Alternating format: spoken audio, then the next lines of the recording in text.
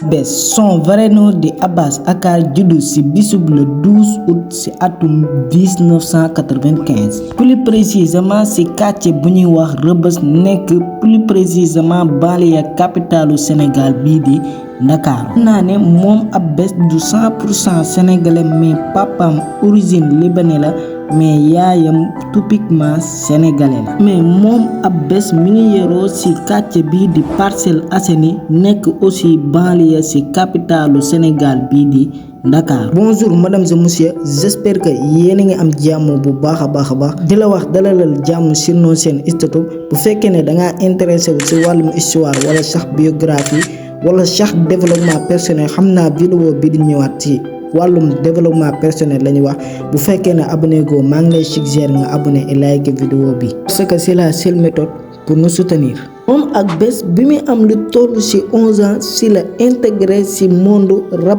galsen tombé plus précisément ci atum 2006. ci même année boobu moom ak bés ci la génnee ñaari single en featuring avec Fafadi ak kii di Bégué. ginnaaw bi nga xam ne moom ak bés génn na ñaari single yooyu nag dafa yëngaloon monde musique hip hop galsen. mën naa ne loolu moo ko permettre mu am succès bu gaaw a nit ñi tàmbalee intéressé wu ci moom. ginnaaw 6 ans plus tard tombé plus précisément ci atum 2012 moom Abbas dund na ay jafe-jafe yu méttee nga xam ne carrière am mënoon na faa jaaree yàqu ba faaw. mën naa ne atum 2012 boobu nekk na coup bu diir ci kawam. parce que yoonu Sénégal daf ko doon toppee moom Abbas dafa bokk ci benn groupe bu defkatu ñaawteef ak contrefaçon de symbole monétaire maanaam di defar ay faux billets.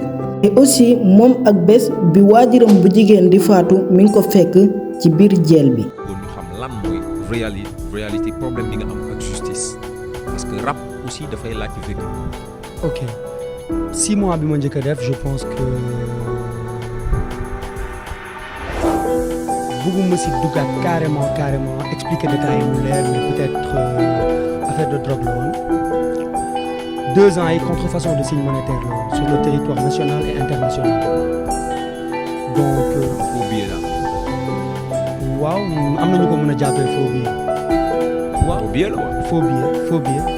drogue yow looy dugg si drogue yow à l'époque tu étais très jeune. ouais j'étais très jeune mais. à quel âge. j'avais 12 ans 13 ans mais man à 13 ans j'étais déjà prêt parce que fi ma juddoo samay mag yu góor. ginnaaw bi nga xam ne moom ak bés natt yooyu jeex na ba mu génn ci jeel bi taxul mu bàyyi benn yoon bëgg-bëggam ak passion am di monde hip hop galsen mais contrairement dafa ñëw ak doole ju bari. mu gën a wane que ne talent bi ak courage bi mi ngi fi ba léegi dara changé wu ci. looloo tax ci weeru juin ci atum 2020 moom Abbas ci la génnee son premier mixtape ginnaaw bi nga xam ne jóge na ci jeel bi. mixtape boobu nag mi ngi defoon 3 single mu tuddee woon ko indépendant. mën naa ne mixtape boobu moom Abbas daf ko jàppee phase 1 pour son actuel retour sur le monde hip hop galsen. 3 ans après maanaam le 10 septembre ci atum 2020 moom Abbas ci la génnee son premier pré-albumam di xar kanam composé wu lu toll ci 8 singles.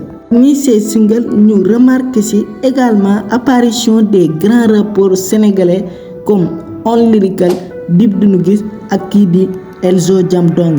loolu nekk benn réussite bu mag a mag pour moom ba loolu taxoon na mu amoon ay nomination sur le monde hip hop galsen ci atum 2020. moom Abbas moom la ñu nommé woon meilleur magi ci singalam bii di xar kanam meilleur artiste de l'année ci atum 2020 aussi meilleur featuring ci singalam bii di xar kanam en featuring avec Dip Doundou Guiss. mën naa ne moom Abbas yemul foofu parce que le 17 décembre ci atum 2020 ci la génnee son deuxième pré-album di Jéem nekkoon projet wu 5 singles produit par son propre label di AKA Record. moom Abbas bokk na ci rappeur yi ñu gën a suivre ci rap sénégalaise li ko waral mooy détermination bi nga xam ne am na ko ginnaaw jafe-jafe yi nga xam ne jugee na ko ak talent bi nga xam ne nekk na ci moom. gars yi egsi nañ ci fin vidéo bi j'espère que vidéo bi neex na la si oui abonner nga liker et partager parce que loolu rek nga ñu mën a soutenir bu fekkee bu nga xam parcours Dip Doundou Guiss le grand rappeur maa ngi lay bàyyi lien bi ci suufu description bi kon gars yi jàmm ci yéen ba beneen yoon